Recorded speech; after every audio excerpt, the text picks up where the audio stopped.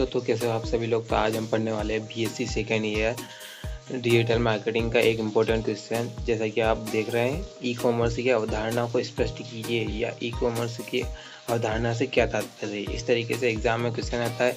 अब इसका आंसर देखते हैं। ई कॉमर्स का पूरा नाम इलेक्ट्रॉनिक कॉमर्स है। इंटरनेट, कंप्यूटर नेटवर्क और मोबाइल ऐप्स जैसे डिजिटल माध्यमों की सहायता से वस्तुओं और सूचनाओं को खरीदना, बेचना या उनका आदान प्रदान करना ही ई कॉमर्स कहलाता है।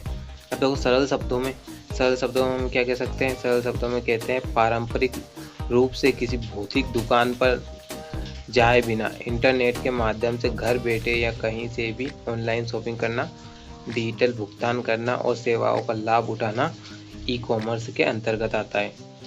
ठीक है। अब ई कॉमर्स की कार्यप्रणाली ये अवधारणा के अंदर ही चल रहा है। ठीक है। ई कॉमर्स की कार्यप्रणाली क्या होती है, या एक अलग से प्रश्न भी आ सकता है, ई कॉमर्स की कार्यप्रणाली को समझाइए। ई कॉमर्स की पूरी प्रक्रिया मुख्य रूप से निम्नलिखित चरणों में पूरी होती है। पहले चरण में हम क्या करते हैं, वेबसाइट का निर्माण। उपभोक्ता इंटरनेट की मदद से किसी ई कॉमर्स प्लेटफॉर्म जैसे अमेजोन, फ्लिपकार्ट आदि पर जाता है।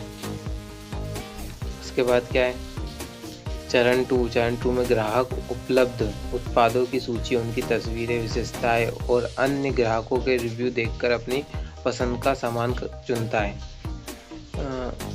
चरण 3, ग्राहक सामान को कार्ट में जोड़ता है। डिजिटल माध्यमों, नेट बैंकिंग, कार्ड या कैश ऑन डिलीवरी के विकल्प से ऑर्डर कंफर्म करता है। और चरण 4, विक्रेता द्वारा सामान का पैक किया जाता है और कुरियर या डिलीवरी के पार्टनर से सुरक्षित रूप से ग्राहक के पते पर पहुंचा दिया जाता है।